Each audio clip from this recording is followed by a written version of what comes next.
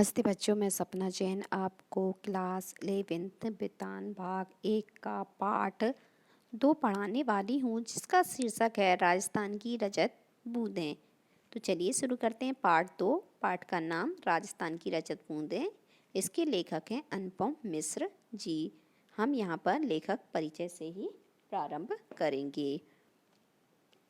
जन्म सन 1948, मतलब इनका जन्म कब हुआ था? तो 1948 में हुआ था। और इनकी मृत्यु हुई थी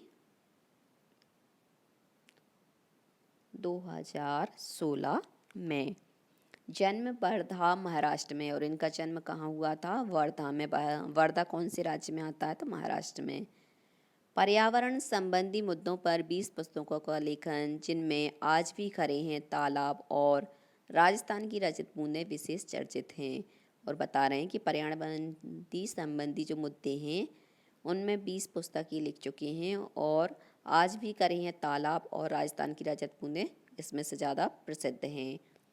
पर्यावरण संबंधी कई आंदोलनों से न केवल घनिष्ठ रूप से जुड़े रहे हैं, बल्कि लोगों को जागरूक करने के लिए मुहिम भी चलाई है। मतलब बता रहे हैं कि पर्यावरण संबंधी बहुत सारे इन्होंने आंदोलन किए और घनिष्ठ रूप से पर्यावरण से जुड़े भी रहे हैं और जुड़े रहने के साथ साथ ये लोगों को जागरूक भी करते रहे हैं। सन 1977 से गांधी शांति प्रतिष्ठान के पर्यावरण कक्ष से संबद्ध है। और बता रहे हैं कि 1977 से जो गांधी शांति प्रतिष्ठान है वहाँ के पर्यावरण कक्ष से भी ये जुड़े हुए हैं। अब देखते हैं हम पाठ के सार को कि आखिर पूरे पाठ में बताया क्या गया है। प्रस्तुत पाठ राजस्थान की रजत बूंदें प्रसिद्ध पर्यावरणविद अनुपम मिश्र द्वारा रचित है। और बता रहे हैं कि प्रस्तुत पाठ क्या है? राजस्थान की जो रजत बूंदें हैं वह प्रसिद्ध पर्यावरण को जानने वाले अनुपम मिश्र द्वारा रचित है, जिसमें राजस्थान की मरुभूमि में पानी के स्रोत कुएं का वर्णन किया गया है। जो कि बताया गया कि राजस्थान की जो मरुभूमि है, क्योंकि राजस्थान को मरुस्थल कहा जाता है, तो मरुभूमि में पानी के स्रोत को कुएं का वर्णन किया है। जो कुएं बनाई जाती है वहाँ पर पानी को रखने के लिए, पानी प्राप्त करने के लिए, उसका वर्णन यहाँ पर किया है। कुएं का निर्माण राजस्थान में जल संरक्षण के लिए किया जाता है। और कुएं का निर्माण क्यों किया जाता है? तो राजस्थान में जल सुरक्षित रह सके, जल का संरक्षण किया जा सकता है, इसके लिए किया जाता है। कुएं की खुदाई और चिनाई करने वाले लोगों को चेलवांजी या चीजारो कहा जाता है। और बता रहे कि कुएं की खुदाई करने वाले और चिनाई करने वाले लोगों को क्या कहा जाता है? तो चेलवांजी या चीजारो कहा जाता है। और उनका काम चेजा कहलाता है। और जो वो काम करते हैं उस काम को क्या कहते हैं? चेजा। चीलवांजी या चिजारो कुएं के भीतर लगभग 30-35 हाथ तक खुदाई कर चुके हैं। और बता रहे हैं कि चीलवांजी या चिजारो कुएं के भीतर क्या है? लगभग 30-35 हाथ तक खुदाई कर चुके हैं। कुएं का व्यास बहुत ही संकरा होता है। और कुएं का जो व्यास होता है वह कैसा होता है? संकरा होता है, जिसके कारण खुदाई का काम बसोली से किया जाता है। और जिसके कारण जो खुदाई का काम है वह कैसे किया जाता है? बसोली के साथ किया जाता है। कुएं की गहराई में गर्मी को कम करने के लिए ऊपर जमीन में खड़े लोग बीच बीच में मुट्ठी भर रेत बहुत जोर के साथ नीचे फेंकते हैं। और बता रहे हैं कि कुएं की गहराई में जो गर्मी को कम करने के लिए क्या किया जाता है? ऊपर ज़मीन में खड़े होकर लोग क्या है, बीच बीच में मुट्ठी भर रेत फेंक देते हैं, जिससे कि उनको क्या है, गर्मी ना लगे। इससे ताज़ी हवा नीचे जाती है और गर्म हवा ऊपर लौट आती है। और इससे क्या होता है? जब वो रेत फेंकते हैं तो ताज़ी हवा, ऑक्सीजन क्या होती है? नीचे जाती है और गर्म हवा जो कि उनको गर्मी देती है वह ऊपर आ जाती है। ऊपर से फेंकी जा रही रेत से बचने के लिए चेलवांजी अपने सिर पर धातु का एक बर्तन टोप की तरह पहनते हैं। और बता रहे हैं कि वो रेत फेंकते हैं, वो आँख में भी जा सकती है ना, फंस भी सकती है। तो ये लोग उससे बचने के लिए क्या करते हैं? चेलवांजी अपने सिर पर एक धातु का बड़ा टोप पहनते हैं, जैसे टोपी हम लगाते हैं, हेलमेट लगाते हैं, ऐसे ही पहन लेते हैं। कुएं का अर्थ है छोटा सा कुआं। कुएं का मतलब क्या होता है? जो छोटा सा कुआं होता है उसको कुएं कहते हैं। सामान्य कुएं की तुलना में कुएं का व्यास बहुत कम होता है। यदि हम सामान्य कुएं को देखें तो उसकी अपेक्षा कुएं को देखेंगे तो उसका जो व्यास है वह कैसा होता है? कम होता है। लेकिन इसकी गहराई लगभग एक समान होती है, परंतु इसकी गहराई आप देखेंगे तो एक समान ही लगती है। कुआं भूजल को पाने के लिए बनता है, और कुआं क्या होता है, भूमि के जल को पाने के लिए बनता है। पर कुएं में वर्षा जल को संग्रहित किया जाता है, परंतु जो कुएं बनाते हैं उसमें क्या करते हैं, जो बरसात का जल होता है उसको इकट्ठा करते हैं। मरुभूमि में रेत का विस्तार और गहराई अथाह है, मतलब मरुभूमि में जो रेत का विस्तार है वह कैसा है, बहुत ज़्यादा गहरा और अथाह है। वर्षा होने पर जलभूमि पर पड़ते ही रेत में समा जाता है, मतलब बता रहे कि वर्षा होने पर जलभूमि पर पड़ते ही रेत में क्या होता है, वो समा जाता है। यहाँ कहीं कहीं रेत की सतह के 50-60 हाथ नीचे खड़ या पत्थर की पट्टी चलती है, और बता रहे हैं कि कहीं कहीं पर क्या है, रेत की सतह पर 50-60 मतलब 50-60 हैंड्स नीचे खड़ी या पत्थर की पट्टी चलती रहती है। कुएं में पाया जाने वाला भूजल पीने लायक नहीं होता, मतलब कुएं में जो पाया जाने वाला भूमि का जल होता है वो कई बार क्या पीने लायक नहीं होता, क्योंकि वह प्रायः खारा होता है। कई बार क्या होता है कि जो कुएं खोदते हैं उनका पानी खारा होता है। खड़िया पट्टी वर्षा जल को गहरे खारे भूजल तक जाकर मिलने से रोकती है, और जो खड़िया पट्टी होती है वो क्या करती है, जो भूमि का जल होता खारा होता तो उस खारेपन को रोकती है। ऐसी स्थिति में उस बड़े क्षेत्र में वर्षा पानी भूमि की रेतीली सतह और नीचे चल रही पथरीली पट्टी के बीच अटक कर नमी की तरह फैल जाता, और बता रहे हैं कि जो ऐसी स्थिति होती है तो क्षेत्र में वर्षा का जो पानी है वह भूमि की रेतीली, मतलब जहाँ पर रेत होती है रेतीली सतह पर नीचे चल रही पथरीली पट्टी के बीच अटक कर नमी की तरह फैल जाता है। मरुभूमि में रेत के कण समान रूप से बिखरे रहते हैं, और मरुभूमि में क्या होता है, जो रेत के कण होते हैं वो समान रूप से फैले रहते, बिखरे रहते, मतलब फैले रहते हैं। पानी गिरने पर ये कण भारी हो जाते हैं। जैसे ही पानी गिरता है तो ये भूमि में जो रेत के कण होते हैं वो कैसे हो जाते हैं, भारी हो जाते हैं, वजनदार हो जाते हैं, पर अपनी जगह नहीं छोड़ते, परंतु ये अपनी जगह को नहीं छोड़ते हैं। भीतर समाया वर्षा का जल भीतर ही बना रहता है, और भीतर समाया हुआ वर्षा का जो जल होता है वह उसी में ही बना रहता है। इस हिस्से में बरसी बूंद बूंद रेत में समाकर नमी में बदल जाती है, और इस हिस्से में जो बरसी बूंद होती है वह रेत में समाकर नमी के रूप में बदल जाती है।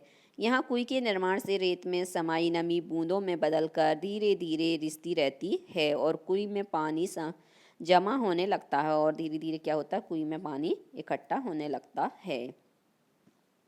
यह पानी खारे पानी के सागर में अमृत जैसा मीठा होता है, और बता रहे कि यह पानी खारे पानी के सागर में समुद्र में अमृत के जैसा कैसा हो जाता है, मीठा हो जाता है। यहाँ पानी को 3 रूपों में बांटा गया है। पहला पालर पानी, यानी सीधे बरसात से मिलने वाला पानी। यह धरातल पर बरसता है और इसे नदी तालाब आदि में रोका जाता है। पालर पानी और पाताल पानी के बीच पानी का तीसरा रूप रेजानी पानी है, या रेजानी पानी कहलाता है। धरातल में नीचे उतरा लेकिन पाताल में ना मिल पाया पानी रेजानी है, मतलब धरातल में तो क्या हो गया, नीचे उतर गया, लेकिन पाताल में नहीं मिल पाना है वाला जो पानी है वह कैसा है, रेजानी पानी है। रेजानी पानी खड़िया पट्टी के कारण पाताली पानी से अलग बना रहता है, और जो खड़िया पट्टी बनाई थी उसके कारण से क्या होता है, वो पानी अलग बना रहता है। इस पट्टी के अभाव में ही रेजानी पानी खारे पानी पाताली पानी को समेटने के लिए कुएं का निर्माण किया जाता है। कुएं की खुदाई या चिनाई के काम में जरा सी चूक से जे जारों या चैलवांजी के प्राण भी जा सकते हैं, और बता रहे हैं कि कुएं का जब निर्माण करते हैं, खुदाई और चिनाई करते हैं, तो इसमें यदि थोड़ी सी भी चूक हो जाए, गलती हो जाए, तो चैजारों या चैलवांजी के प्राण भी जा सकते हैं। 20-25 हाथ की गहराई तक जाते जाते गर्मी बढ़ती जाती है, और बता रहे हैं कि जैसे ही ये 20-25 हाथ की गहराई करते हैं और अंदर जाते जाते हैं तो उनकी जो गर्मी होती है वह भी क्या होती है, बढ़ती जाती है, और हवा भी कम होने लगती है, और यही कारण कि वहाँ पे हवा है, जो ऑक्सीजन है वह कम होने लगती है। ऊपर से फेंकी जा रही रेत कुएं में काम कर रहे चैलवांजी को राहत दे जाती है, क्योंकि जैसे ये रेत वे फेंकते हैं तो ठंडी हवा अंदर आ जाती है और गर्म हवा बाहर चली जाती है।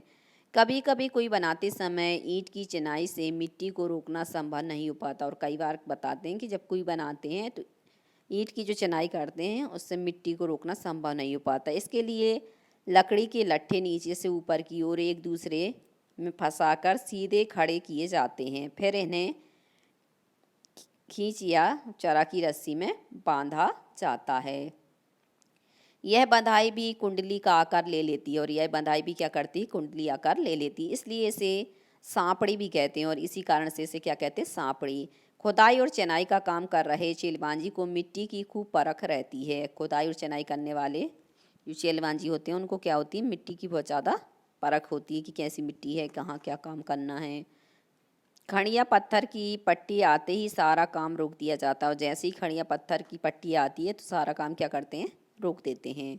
उसी क्षण नीचे धार लग जाती है, और उसी समय क्या होता है, नीचे धार लग जाती है और छः चारों ऊपर आ जाते हैं, और छः चारों जो काम कर रहे होते हैं वो क्या होते हैं, ऊपर आ जाते हैं। राजस्थानी परंपरा के अनुसार कुई का काम पूरा होने के बाद चेलबांजी का विशेष ध्यान रखने के लिए विशेष भोज का आयोजन किया जाता था। और पहले जो ये काम करते थे क्योंकि बहुत कठिन काम होता था, और यदि काम संपन्न हो जाता था तो वहाँ पर उनको क्या है, भोज दिया जाता था, खाना खिलाया जाता था। भोज मतलब खाने से है यहाँ पर। चेजारों के साथ गांव का संबंध यहीं नहीं छूट जाता था, और चेजारों के साथ मतलब गांव के लोगों का संबंध ऐसे ही नहीं छूटता था, न टूटता था, बल्कि वर्ष भर के तीज त्योहारों, विवाह जैसे मंगल अवसरों पर नए भेंट दी जाती थी। और जब भी कोई त्योहार होता था, किसी की शादी होती थी या किसी का जन्मदिन होता था तो उनको बुलाया जाता था, उनको भेंट देते थे। और फसल आने पर खलिहान में उनके नाम से अनाज का एक अलग ढेर भी लगता था। मतलब जैसे ही फसल आती थी तो उस फसल में से इनके लिए एक ढेर अलग निकाल दिया जाता था।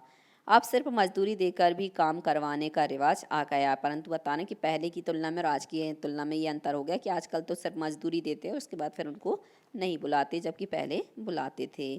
कुएं का व्यास कम होने के कारण इसे साफ रखने के लिए ढक कर रखना आसान होता है। मतलब अब कुएं को साफ करना है तो उसको साफ कैसे रख सकते हैं, तो उसको ढक दें तो ढकना आसान होता है, क्योंकि वो छोटी होती है तो कोई ना उसमें अंदर इतने जा सकता है ना उसको साफ कर सकता है, तो उसको ढकना ही श्रेष्ठ होता है। हर एक कुएं पर लकड़ी के बने ढक्कन ढके मिलेंगे। मतलब हर कोई एक कुएं पर आप जाकर देखेंगे वहाँ पर तो क्या होता है, लकड़ी के ढक्कन ढके हुए मिलते हैं। कहीं कहीं खस की टट्टी की तरह घास फूस या छोटी टहनियों से बने ढक्कनों का उपयोग किया जाता है। और बता रहे हैं कि कहीं कहीं पे आप देखेंगे तो घास फूस से बनी जो छोटी वो होती है टट्टी, उससे क्या करते हैं, उनके ढक्कन बना करके उनको ढक दिया जाता है। गहरी कुएं से पानी खींचने की सुविधा के लिए उसके ऊपर घिरनी या चक्री भी लगाई जाती। मतलब कई कुएं क्या बहुत ज़्यादा गहरी होती हैं तो उसमें क्या करते हैं, घिरनी लगा देते हैं ताकि पानी आसानी से ऊपर खींचा जा सके। गांव में हर एक की अपनी अपनी कुएं हैं, और गांव में आप देखेंगे राजस्थान में तो वहाँ पर हर एक की अपनी अपनी कुएं हैं, तथा उसे बनाने और उससे पानी लेने का हक उसका अपना होता है, क्योंकि ये स्वयं बनवाते हैं इसलिए स्वयं ही क्या कर सकते हैं, उसका उपयोग कर सकते हैं। लेकिन कुएं का निर्माण गांव समाज की सार्वजनिक जमीन पर किया जाता है, इसलिए निजी होते हुए भी सार्वजनिक क्षेत्र में बनी कुइयों पर ग्राम समाज का अंकुश लगा रहता है। और बता रहे हैं कि ये स्वयं तो बनवाते परंतु ये सार्वजनिक होती हैं, और जमीन क्योंकि सार्वजनिक ज़मीन पर किया जाता है इसका काम, और निजी होते हुए भी ये सार्वजनिक लोगों के लिए बनी होती है कि लोग क्यों दूसरे लोग भी यहाँ आके मतलब उस पर पानी वानी भर सकते, परंतु ग्राम समाज का अंकुश लगा रहता है। मतलब गांव के लोगों के और गांव समाज के लोगों पर उसका अंकुश होता है, रोक होती है। राजस्थान में रेत के नीचे सब जगह खड़िया की पट्टी ना होने के कारण कोई हर जगह नहीं मिलेगी। मतलब बता रहे हैं कि राजस्थान में रेत के नीचे सब जगह क्या खड़िया की पट्टी नहीं होती है, तो इसी कारण से जो कुएं हैं वह भी हर जगह नहीं मिलती है।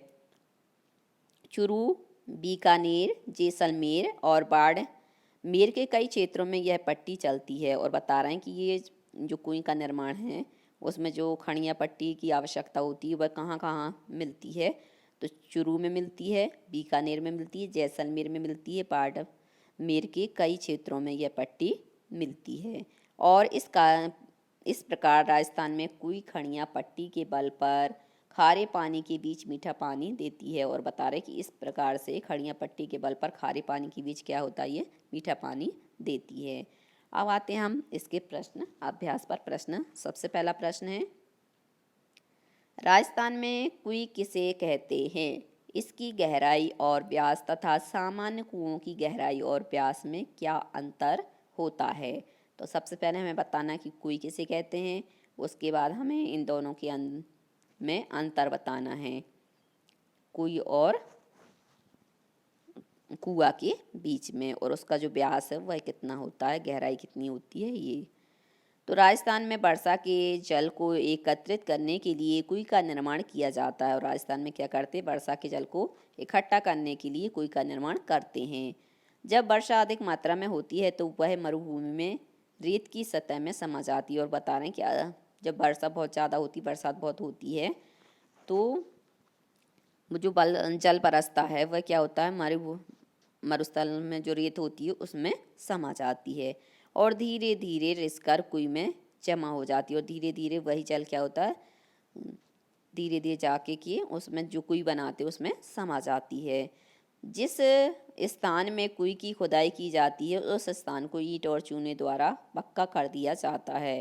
और बता रहे हैं कि जिस स्थान पर कुएं की खुदाई की जाती है उसको क्या करती है, ईंट और चूने से उसको पक्का बना दिया जाता है ताकि उसमें रेत वगैरह ज़्यादा ना जा सके और पानी का स्तर ज़्यादा रह सके।